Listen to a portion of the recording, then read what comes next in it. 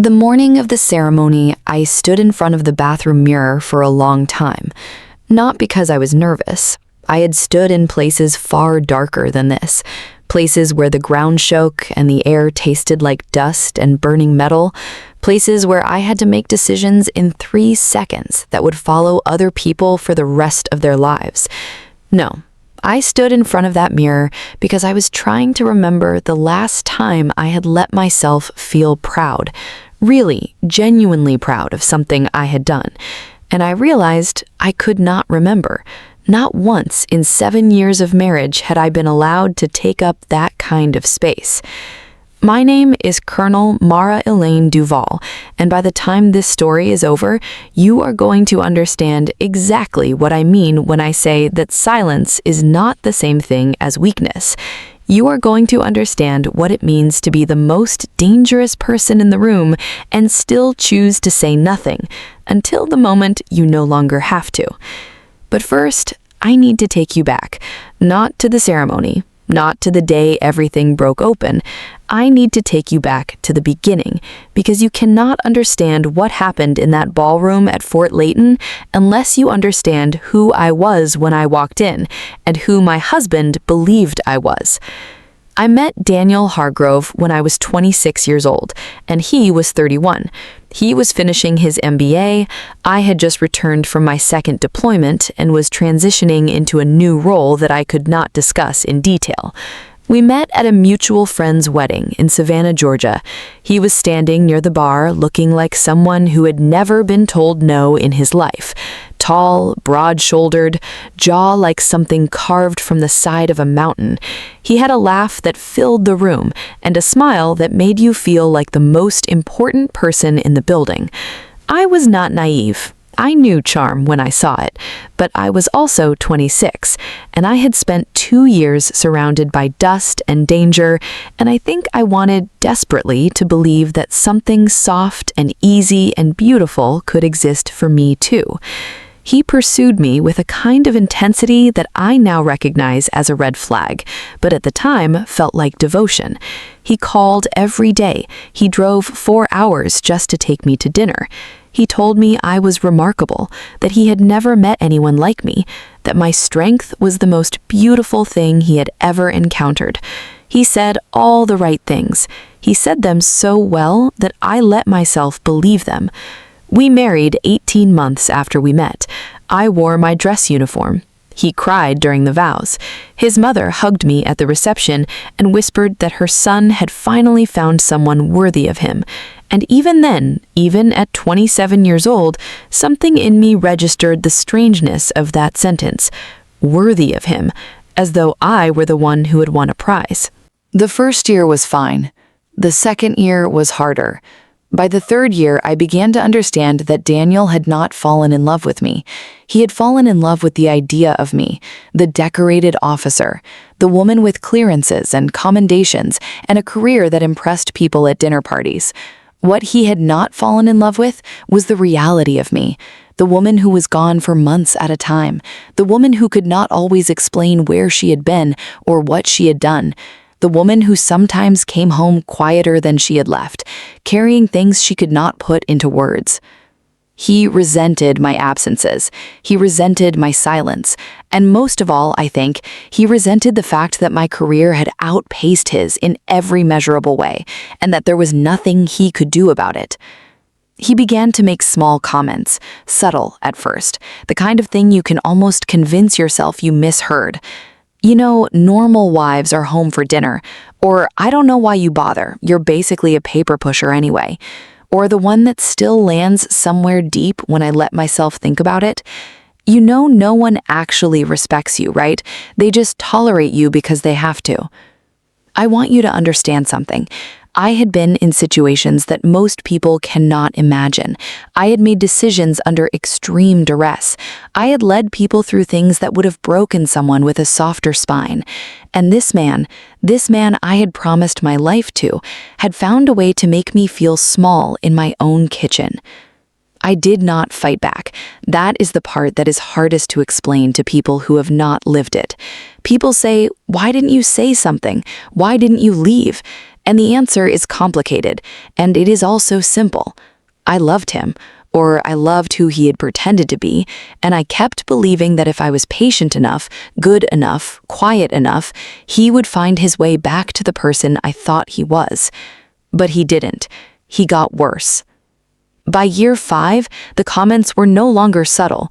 He would contradict me in front of friends. He would dismiss my opinions on things he knew nothing about.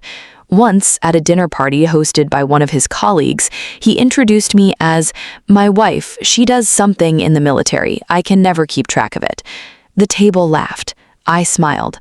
Under the table, my hands were flat on my knees, perfectly still, the way I had learned to hold myself when I needed to not react.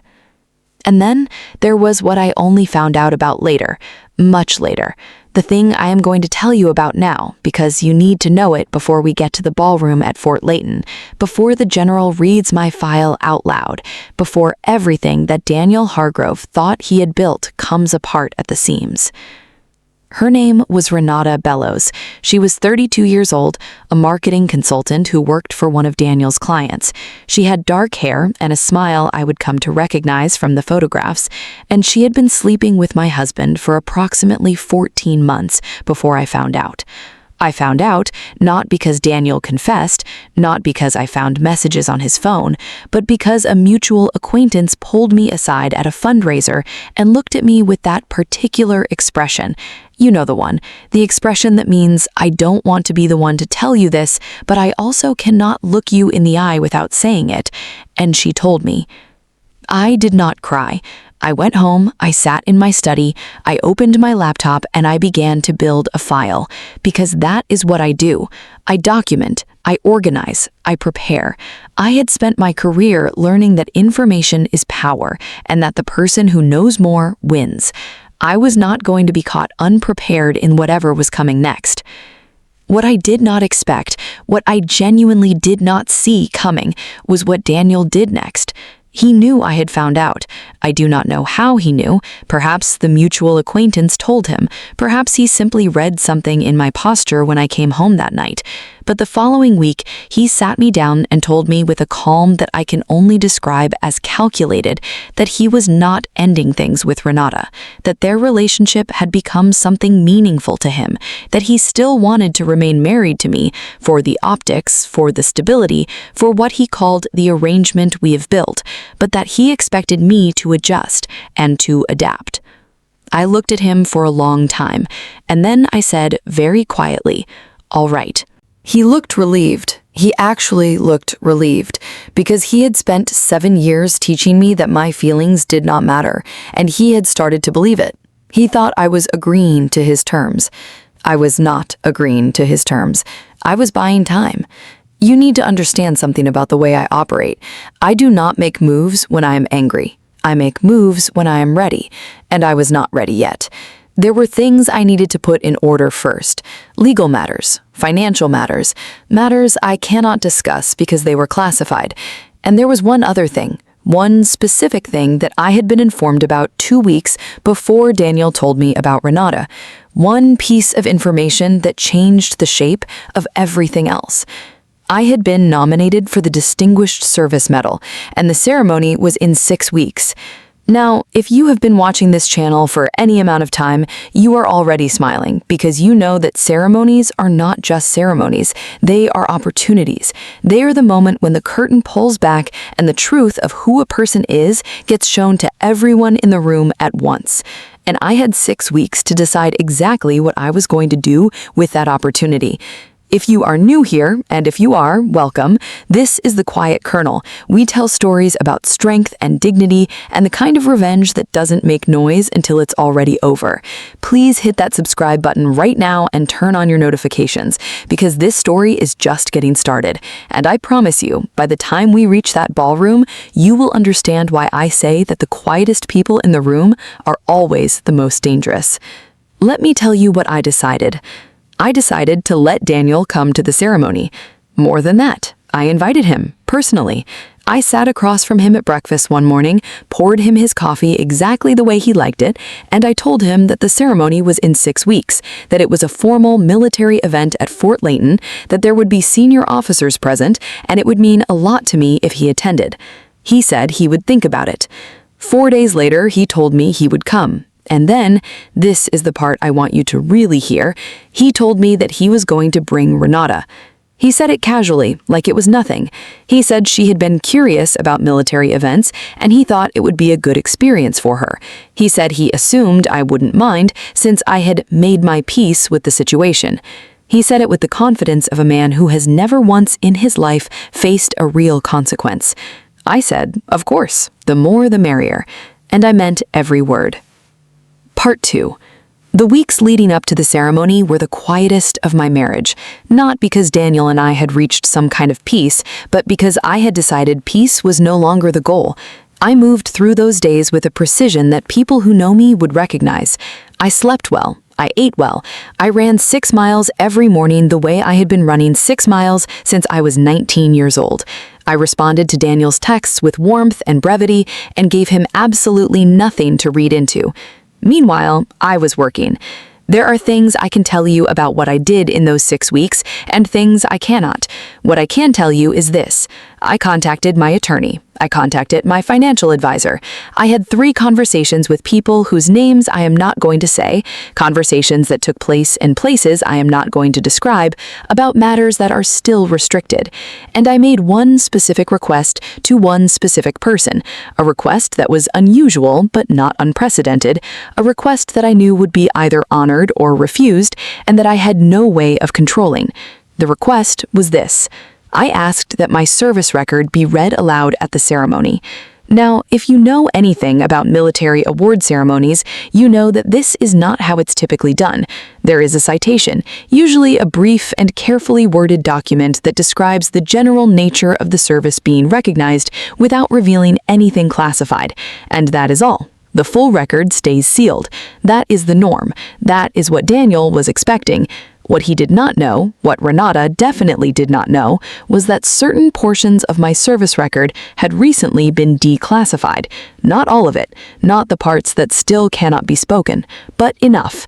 Enough that when read aloud in the right order by the right person in the right room, they would tell a story that my husband had never known and had never bothered to ask about.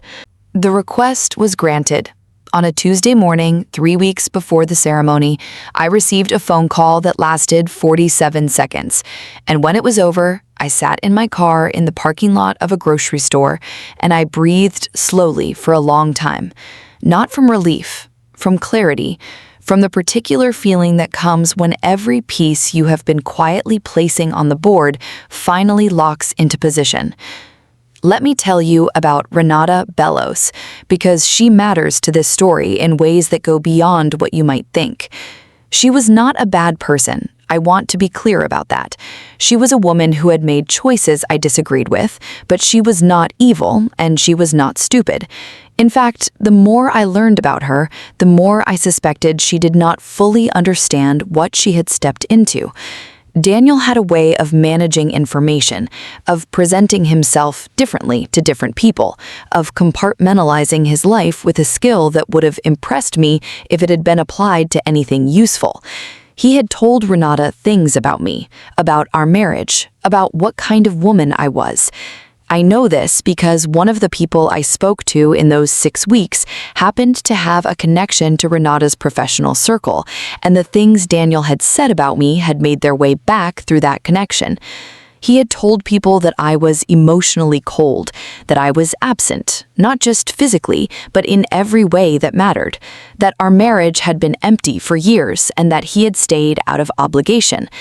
He had told Renata that I was the kind of woman who cared more about her career than her husband, that I had no real feelings, that I was, in his words, basically a machine in a uniform. I thought about that phrase a lot in those 3 weeks, basically a machine in a uniform. I turned it over like you turn a stone in your hand, feeling the weight and the edges of it, and I decided that at the ceremony, I was going to let the general explain exactly what kind of machine I was. Fort Layton is a beautiful installation. If you have never been, it sits about 40 minutes outside of a mid-sized southern city, and the main event hall is an older building with high ceilings and floors that have been polished so many times they reflect the light like water.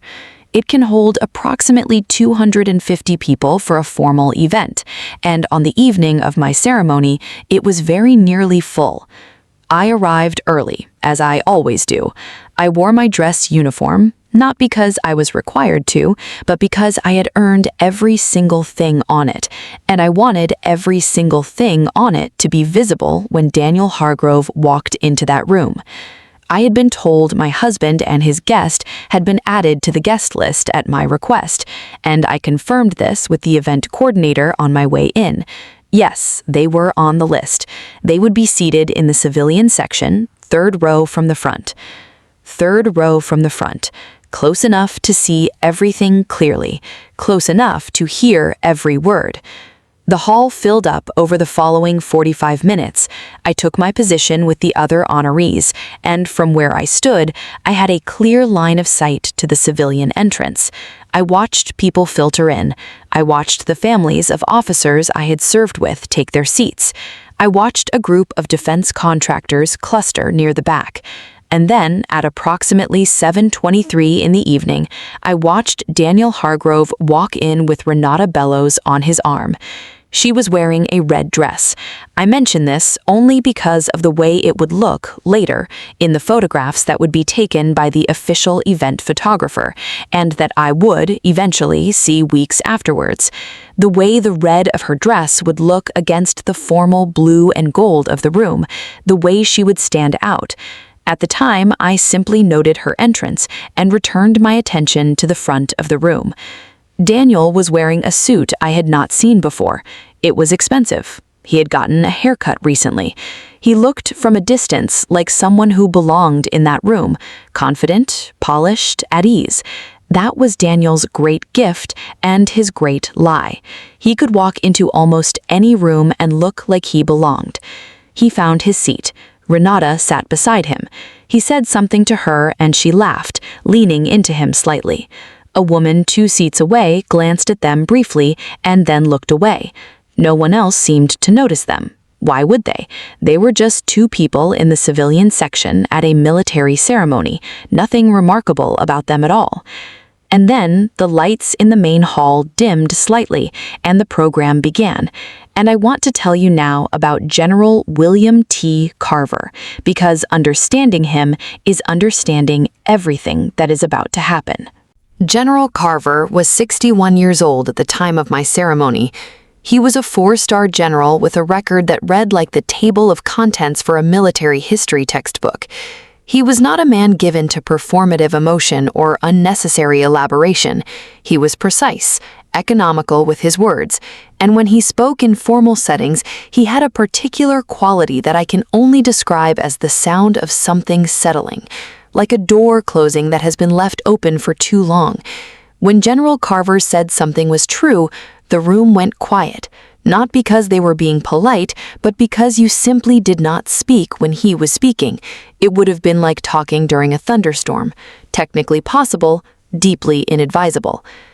I had served under General Carver's indirect command for 4 years. We had met in person 6 times. He knew my file with the kind of intimacy that only comes from close oversight, and he had agreed to preside over the ceremony personally, which was not something he did routinely. I had not asked him to. He had volunteered. That detail matters. I will come back to it. The program moved through its early stages: a formal invocation, remarks from a base commander, the recognition of several individuals for service awards at lower levels. I stood where I was supposed to stand and watched the room and let my breathing be slow and even. Beside me, another honoree, a major I had known for 3 years, a good man named Elliot Rain, kept glancing at me with an expression I could not quite read. After the 3rd time, he leaned close and said very quietly, "You look like you know something the rest of us don't." I said, "I always do." He smiled. He would tell me later, after everything happened, that that was the moment he had decided he had been underestimating me. Then it was time. "Distinguished service," General Carver said, and his voice moved through the room the way cold water moves through a closed space, into every corner, into every silence, "is not the same as visible service. In fact, I would argue that the most distinguished service is often the service that no one ever sees, the decisions made in rooms that do not exist on record about problems the public is never told about. The people who carry that service do not talk about it at dinner parties. They do not post about it. They carry it silently because they understand that the value of what they have done is inseparable from the silence in which they did it." He paused. "Tonight," he said, "with the recent declassification of certain previously restricted records, I have the privilege of doing something I rarely get to do. I get to let this room know, in some small part, what they have done in the presence of." I heard Daniel shift in his seat. Third row. I did not look at him. I kept my eyes forward, and my hands still, and my face perfectly, deliberately calm. General Carver opened the folder he was holding. He had reading glasses that he put on with the unhurried deliberation of a man who has never once rushed anything important. He looked down at the page. He looked up at me. Then he began to read. "Colonel Mara Duvall, United States Army. Commission 2004. Service spanning 21 years across 4 theaters of operation, including 2 classified deployments that cannot be named in this record, 1 partially declassified operation in the Eastern European theater, and sustained intelligence coordination work that resulted in the prevention of 2 confirmed mass casualty events. She did this without losing a single member of her team. She did this after her communications were compromised, and she had to operate without direct command support for 63 hours. He looked up from the page and looked at the room. 63 hours, he said, without communications, without backup, making decisions that she could not run past anyone, making the right decisions. The room was silent. Not the polite silence of people waiting for something to end, the actual silence of people holding their breath. "In 2017, he said, and his voice shifted, grew slightly quieter, which somehow made it carry further. "Colonel Duvall, operating in an advisory capacity that officially placed her outside any active command structure, identified and reported an imminent threat to a civilian population. The chain of events that followed her report resulted in the evacuation of approximately 4,000 civilians before an incident that could not be prevented, but whose casualties were reduced by 91% from original projections. 91%. She has never spoken publicly about this. Her name does not appear in any news coverage of the event. The people whose lives were affected do not know her name. I heard Daniel in the third row. I could not see him, but I could hear the particular quality of his silence, which was different from the silence of everyone around him. His was the silence of a man who has just been told something that he is scrambling to process. In 2019, General Carver said, Colonel Duvall sustained injuries during a restricted operation that are documented in her medical record, and that I will not detail here out of respect for her privacy. She returned to full duty in 4 months. The timeline recommended for recovery was 12. She returned because she was needed, and because, according to her own words in the report she filed at the time, and I am quoting directly, he looked down at the page, I don't leave things unfinished. He closed the folder. He took off his glasses. He looked at the room, and then he looked at me, and then he did something I had never seen General William T. Carver do in any of the 6 times I had been in the same room as him. He stepped back from the podium. He stood at attention, and then, with the precision that only comes from decades of knowing exactly how much weight a gesture can carry, he saluted me. You need to understand what this means. A 4-star general does not salute a colonel. That is not how it works. Rank flows the other way. What General Carver did in that moment was not protocol. It was a declaration. It was a public statement made in the clearest possible language about what he believed I had earned. and the room understood it immediately. They rose, all 200 and something people in that hall. They rose to their feet, and the sound was not applause, not at first. It was the sound of chairs and the sound of breath, and then it became applause, real and sustained, the kind that does not feel performative because it comes from a place of actual reckoning. I returned the salute. I held it. I let the moment be what it was. And then I turned my head very slightly, and for the first time since they had walked in, I looked directly at Daniel Hargrove. He was standing because everyone was standing. He did not have a choice about that. But his face was something I had never seen before. Daniel Hargrove was a man who had mastered the performance of confidence. He had worn it like a coat for the entire time I had known him, and it was gone, entirely gone. What was underneath it was something much smaller and much more honest, and I looked at it for exactly 3 seconds, and then I looked away. Renata was sitting down. She had not stood up with everyone else. She was sitting in her red dress with both hands in her lap, and she was looking at Daniel with an expression that I recognized, the expression of a person who has just realized that the story they were told and the story that is true are not the same story at all. I received the medal. General Carver placed it himself, which again was not strictly protocol, and when he did it, he leaned close and said quietly enough that only I could hear it, "I should have done this sooner." I said, "You did it exactly when it needed to happen, sir." He looked at me for a moment and then he nodded once, and that was that. The ceremony concluded. There was a reception in the adjoining room, the kind of reception that always follows these events, with modest food and formal conversation and a lot of people who want to talk to you all at once. I moved through it with patience, speaking to people I had served with, accepting congratulations from officers I respected, letting the evening be what it was supposed to be. I did not look for Daniel. I did not need to. He found me. It was about 40 minutes into the reception. I was speaking with Major Rain and a woman I had worked with briefly in 2018 when I heard Daniel's voice behind me, "Mara." And I took one breath before I turned around. He was alone. Renata was not with him. He had a glass of something in his hand that he was not drinking. He looked, for the first time in 7 years, like a man who did not know what to say.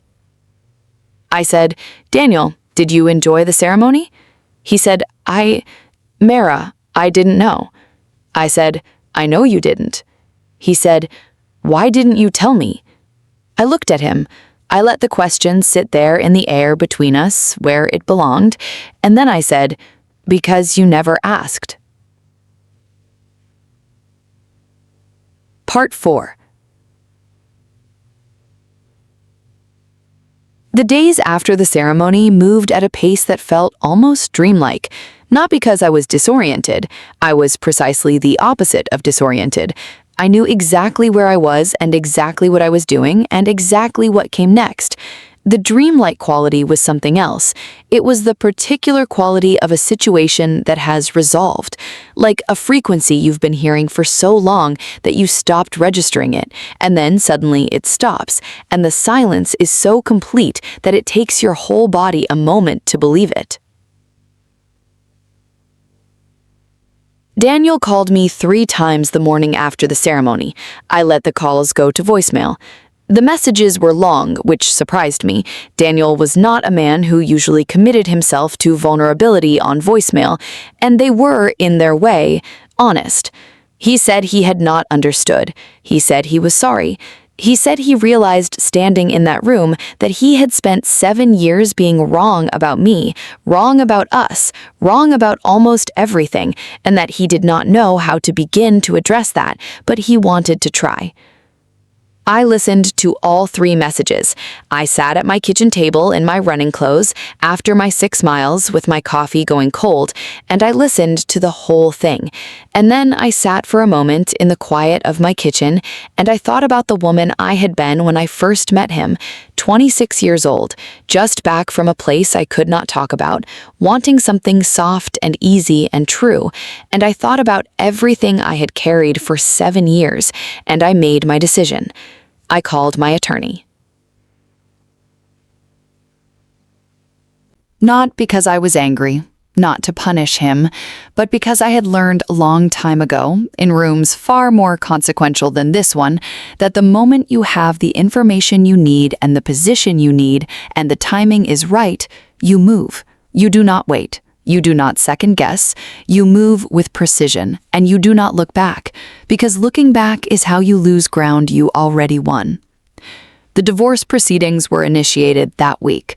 My attorney, who is a woman of remarkable efficiency and absolutely no sentimentality, had already been building the case for 3 weeks. The financial documentation was in order. The legal framework was in place. Daniel's attorney called mine 2 days after the papers were served and proposed a negotiation meeting. My attorney said, simply, "We're not negotiating." And we weren't. Because the thing that Daniel had never understood, that Renata had never understood, that any of the people who had ever looked at me and assumed they saw something smaller than what was actually there had never understood, is that I do not start a thing until I have already finished it in my head.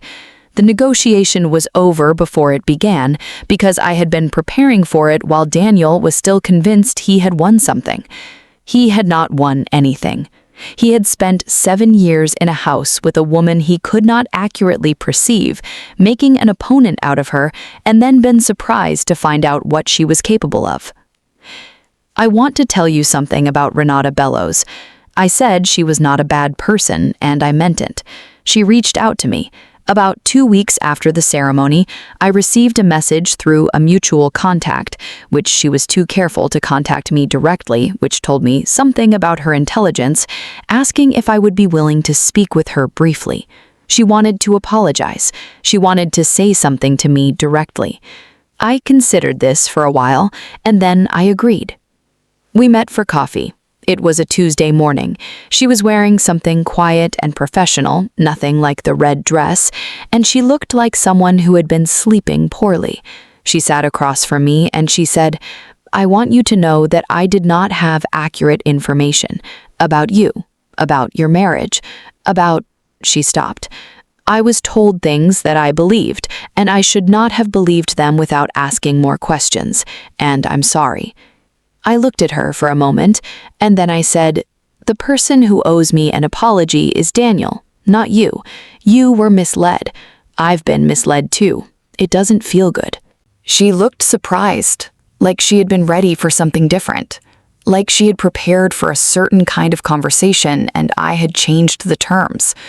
She said, "You're not angry at me."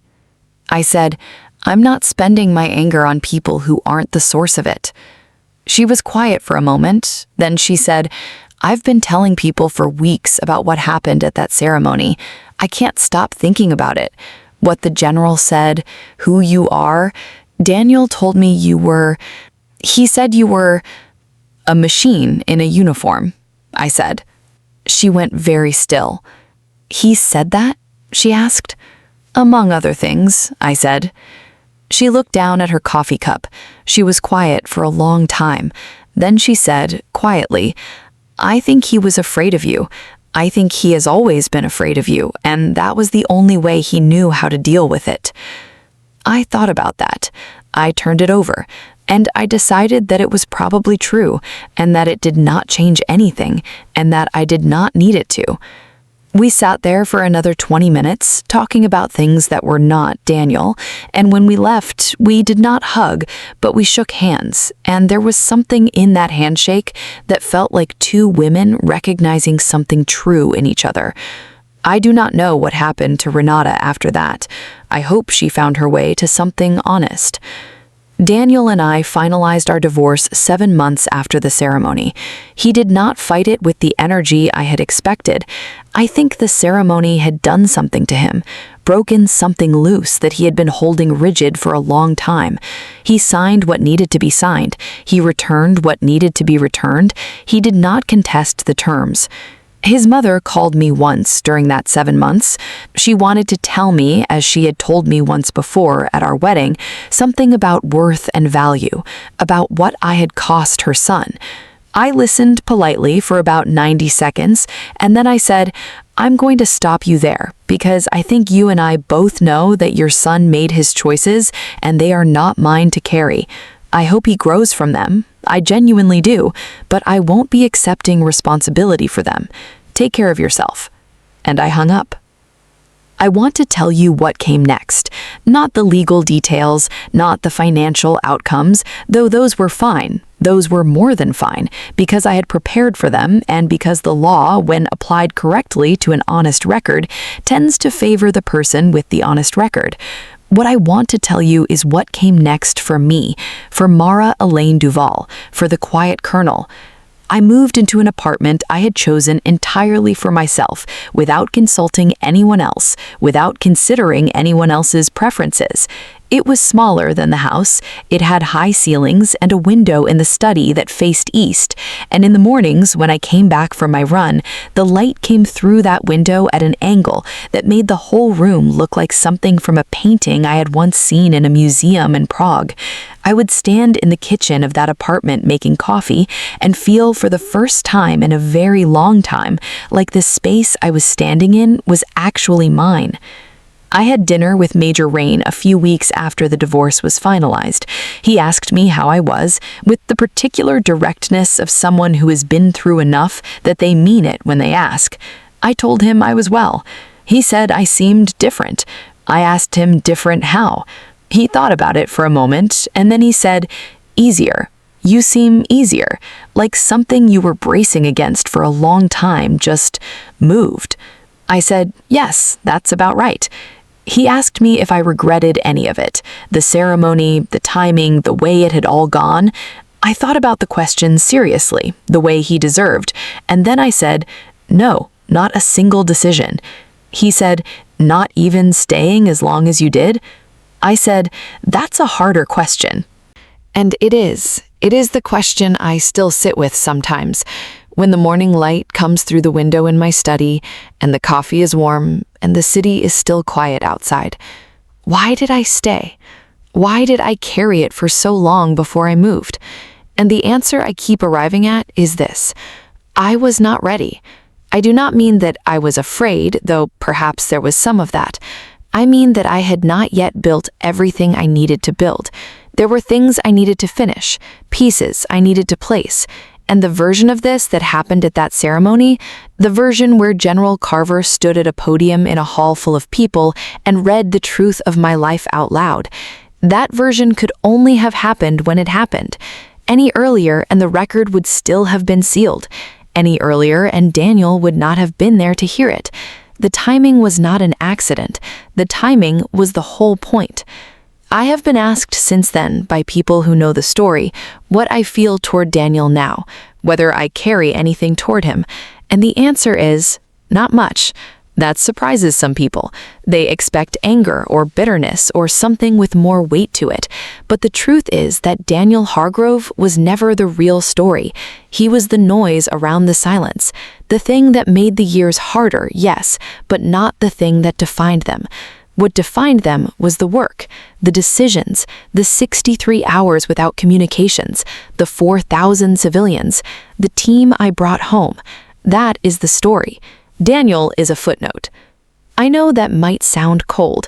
Renata said I seemed cold once when I was describing something without what she expected to be a more emotional response. I told her, cold is what ice looks like. What I am is clear. There is a difference. General Carver invited me to speak at a leadership conference about 8 months after the ceremony. I am not going to tell you the details of what I said, because some of it is still sensitive in ways that would require more context than I can give here. But I will tell you the thing I said at the end, because it is the closest I can come to explaining what I want to leave with you today. I said, silence is a strategy. Not always, not for everyone, but for some people, in some situations, the wisest thing you can do with your capabilities is hold them quietly, build carefully, and wait for the moment when the truth can be heard clearly. The mistake the people who underestimate you make is believing that your silence is evidence of emptiness. It is not. It is evidence of discipline.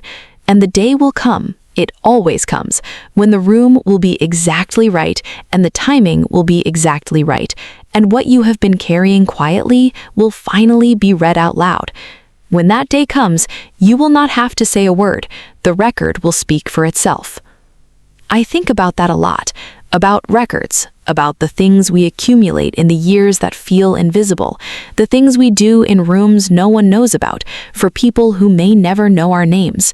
I think about the 4,000 civilians. I think about the 7 people extracted in the 63 hours. I think about the decisions made correctly in the dark when no one was watching and no one would ever know.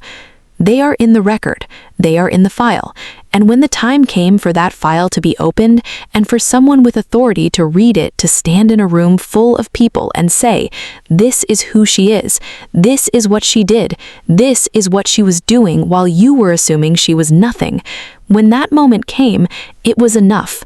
It was more than enough. To everyone listening to this right now, whatever you are carrying quietly, whatever you have built in the years that felt invisible, whatever your record actually holds that the people around you have not taken the time to see, it is real, it counts, and you do not need their recognition for it to matter. But someday, in a room you cannot predict, someone with the standing to say it out loud will read it, and the people who assumed they knew your limits will finally hear the truth. Hold your line, do your work, keep your record honest, and leave the rest to the room. This has been The Quiet Colonel. If this story moved you the way I hope it did, please share it with someone who needs to hear it. Drop a comment below and tell me what part hit you the hardest. I read every single one and I want to know.